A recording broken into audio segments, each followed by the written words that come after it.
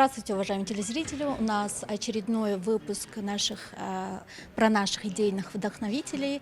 И сегодня у нас в студии команда Шерик, да, которые создают самые креативные идеи. И мы хотим у них спросить, с чем они сегодня пришли. Я организовал это все. Почему мы решили назвать Шерик? Потому что это то приложение, которое будет с вами всегда рядом. Он будет всегда вас выручать, ну, как друг. А друг, иногда вы можете позвонить, сказать там, помоги мне. Он скажет, я там не в городе еще. А Шерик с вами будет всегда. Поэтому мы решили так называть. А проект изначально я был один. Потом получился Вячеслав, потом уже зашел Бахет, и мы уже решили хорошенько взяться за проект. Недавно прошел хакатон, да, стартап нации, и вы там участвовали и были из 250 команд в отборочном туре, да? Да, мы, к счастью, попали в отборочный тур. Из 250 команд мы, получается, попали в топ-80, так скажем. Вот, мы очень рады, потому что было сделано немало работы, и должны что-то хоть с этого получить, так скажем. Вот, ну, так как это. Вот вы команда Шерик, да? И если напомнить, даже самые-самые знаменитые люди, которые придумали ЭВМ, да, вычислительную машину, то есть Билл Гейтс тоже один не смог все это сделать, он сделал это с командой, да. И что вы делаете как идейные вдохновители, и какая у вас цель, и какой у вас проект? Смотрите, так как я являюсь основателем, я отвечаю за все, что можно, проверяю. Вот Бахет отвечает за маркетинг и продвижение нашего проекта, какие-то партнерские сотрудничества и так далее. А Вячеслав у нас, получается, директор по кадрам. Он, получается, будет нам искать новых сотрудников, команду и так далее. А вот цель нашего проекта — сделать максимально легкий интерфейс, и чтобы Кыргызстан узнавали так, как и страну IT, так скажем. Потому что этот проект, именно такого приложения нет на территории СНГ. Поэтому мы сначала начнем с Кыргызстана, потом перейдем в Узбекистан, Казахстан и так далее, будем расширяться. Вот. Грубо говоря, так коротко о нашей цели. Расскажите вот о вашем проекте. Что за проект и чем она поможет нам, мне, например?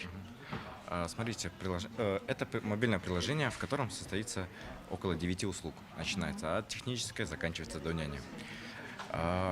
Допустим, как для клиента. Вы заходите в приложение, видите услуги, выбираете либо заказать сейчас. Если закажете сейчас, по GPS-системе рядом будет находиться специалист.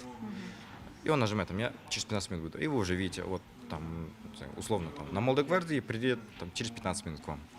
Вот, а если на дату, вы пишете дату, время, все, он к вам приходит. Это почему легко? Потому что вы сразу можете увидеть профиль его, получить портфель, его рейтинги, отзывы и так далее. В принципе, сколько он будет зарабатывать. От этого вы можете даже задуматься, а почему мне тоже не стать специалистом? Я же там умею краны чинить и так далее. Вот. Это поможет многим людям Кыргызстана, потому что сейчас в основном ищется через Лалафо. А через Лалафо ты звонишь, говоришь, здравствуйте, так-то, так-то, у меня это сломалось. Он говорит, я в то самое приеду, посмотрю.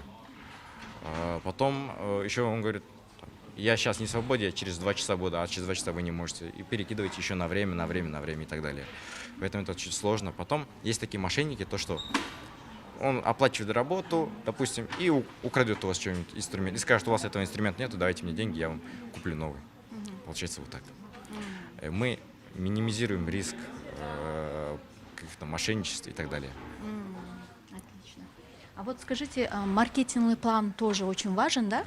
И какую роль вы играете? Вот создаете маркетинг, да, продаете, да? Что вы делаете? В первую очередь нужно разобраться с самим приложением.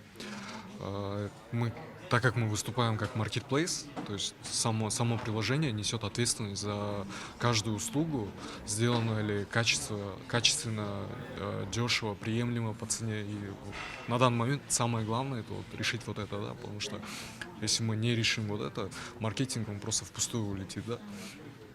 А, Во-вторых, ну, мы будем сначала привлекать специалистов, будем отбирать их. И после вот этого отбора мы уже четко поймем, какие у нас будут услуги, сколько у нас их видов. И после этого будем уже запускать рекламу. На это будут отдельные уже затраты. Но в первую очередь разобраться с технической частью, довести само приложение до идеала, чтобы там, условно, я, как, допустим, хочу там заказать психологическую помощь или там сантехника, чтобы это было максимально быстро, легко и просто вот буквально в 2 клика, да, там, без никаких звонков, чтобы я уже в приложении знал, кто мой специалист, какое у него портфолио, где он учился, сколько он уже лет работает, и уже по отзывам, по рейтингам понимал, кто он из себя представляет. И после этого уже будет выстраиваться маркетинг. В проекте вашем, да, в приложении есть монетизация, да. А вот какая это монетизация? В виде рекламы? Наша монетизация будет, получается, комиссионные от заказов. Мы поставим определенный процент комиссии. Также мы будем брать рекламу. То есть на нашем приложении будет реклама какой-нибудь, например, стоматологии, да, или там еще кого-нибудь. И это также будет нам приносить определенные, получается, деньги. Есть еще третий вариант, который мы рассматриваем. Это также, получается, включить курсы в это приложение, то есть онлайн-курсы. Также вот это тоже будет приносить нам денежку от нашей работы. Наверное, это у вас не первый, да, проект. Вы до этого тоже реализовали несколько проектов, да. Были ли они успешны? Честно говоря, у нас совместных проектов не было. Это у нас совместный первый проект. Я лишь был руководителем проекта Джанубар. Вот. А так у нас совместного проекта еще не было. Это, получается, наш первый проект. Но мы уже видим, какой конец будет. Ну, наверное, вместе веселее, да? Вместе веселее, вместе и получать веселее, так скажем, дорабатывать некоторые материалы. Даже когда там с утра до ночи работаешь, все равно в компании это намного интереснее. Потому что если я один был бы, я бы точно загнулся бы. Я бы забросил проект. Но тут, когда осознаешь, что у тебя есть такие же партнеры, которые также смотрят в этот проект, которые вдохновлены этим проектом, которые ждут от этого проекта что-то великое. Какова ваша миссия? Лично для меня миссия — это построить что-то невероятное, чтобы не только для Кыргызстана, не только там для СНГ, для всего мира. Мне нужно понимать, чтобы, ну, допустим, мы по-любому умрем. И вот чтобы я когда умирал, я осознавал то, что я оставил какой-то след в истории, и след не просто там ухудшающий, а след, который запомнится, чтобы мне говорили, вот, там, они внуки Эмирхана, так скажем, вот, который там что-то сделал для всего мира. А ваша миссия, вот расскажите, что вы хотели бы сделать, чтобы когда вам исполнится, да, 60-70 лет, сказали, вот это я сделал. Ну, в первую очередь, ну, у меня, в принципе, то же самое миссия, как с Амирханом, мы некие единомышленники. Ну, конечно же, вот, наша персональная миссия и миссия вот этого приложения — облегчить жизнь людям. Ну, не просто облегчить жизнь людям, а вот и облегчить, и сделать так, чтобы они могли на этом и зарабатывать. То есть тот же специалист мог дополнительный доход брать, чтобы он потом вот показывал то, что я вот из-за этого приложения, вот там Эмирхан сделал это приложение, спасибо ему, и вот поблагодарил нас, увеличение его дохода.